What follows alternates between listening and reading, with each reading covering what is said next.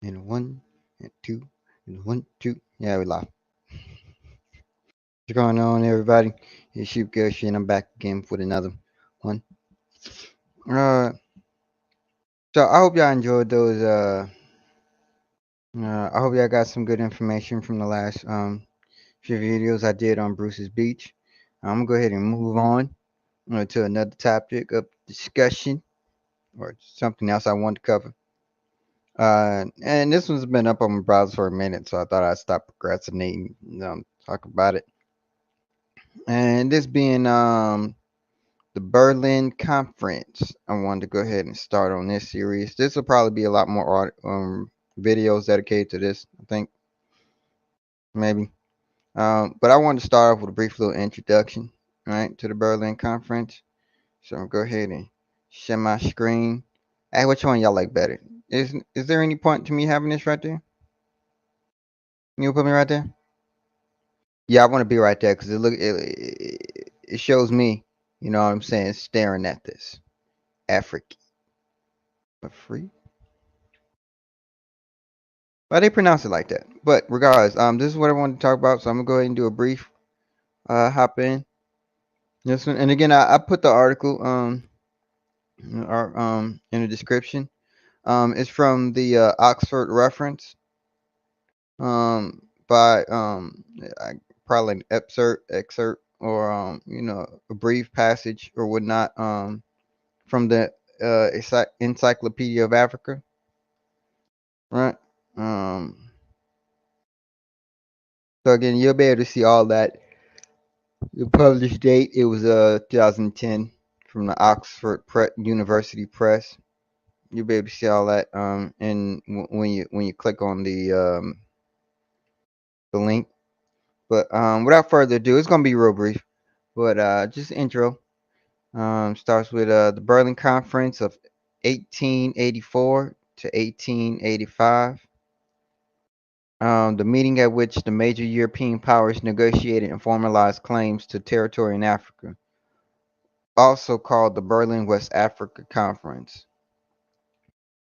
Only, so let's start with the Berlin Conference of 1884 to 1885 marked the climax of the European competition for territory in Africa, a process commonly known as the Scramble for Africa. During the 1870s and early 1880s, European nations such as Great Britain, France, and Germany began looking to Africa for natural resources for their growing industrial sectors as well as a potential market for the goods that these factories produced. As a result, these governments sought to safeguard their commercial interests in Africa and began sending scouts to the continent to secure treaties from indigenous peoples or their supposed representatives. Similarly, Belgium's King Leopold II, who aspired to increase his personal wealth by acquiring African territory, hired agents to lay claim to vast tracts of land in Central Africa. To protect Germany's commercial interests, German Chancellor Otto von Bismarck, who was otherwise uninterested in Africa, felt compelled to stake claims in African land. Um, hold that one sec. Uh, Inevitably, the scramble for territory led to conflict among European powers, particularly between the British and French in West Africa, Egypt, the Portuguese and British in East Africa, and the French and King Leopold II in Central Africa. Rivalry between Great Britain and France led Bismarck to intervene, and in late 1884 he called a meeting of European powers in Berlin.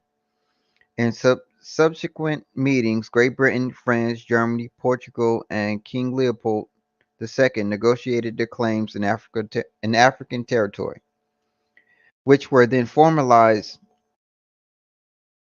and mapped.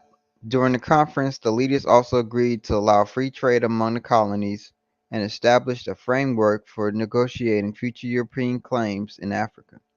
Neither the Berlin Conference itself nor the framework for future negotiations provided any say for the peoples of Africa over the partitioning of their homelands.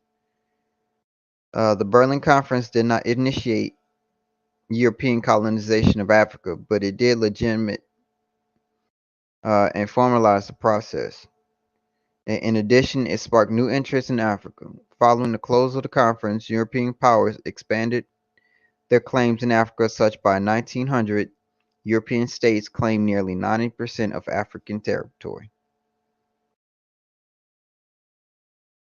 Uh, so that was it. That again, that wasn't long. Probably less than like, yep. Um, so I want to go ahead and start with that. I'm gonna dive to more into this. Interesting. Interesting how these the countries just was, hey, I want this, I want that, I want this one, you gonna get that one, and they just was like, all right, cool. You went out and just colonized an entire goddamn continent like it was nothing. Hey, King Leopold, King Leopold, Belgium. Why didn't they just say Belgium instead of? Well, why did they keep referring? Why did they keep saying King Leopold and just saying Belgium? It was it was confusing. Wanted to make sure people what glance over the fact that it was Belgium, King Leopold. But all right, that it begins. But I'm gonna go ahead and I'm gonna hop off. I ain't gonna ramble too much. If you ever read this, tell me what you think, and we're gonna keep going on. But for now, I'm out. Boys out. Nana nana.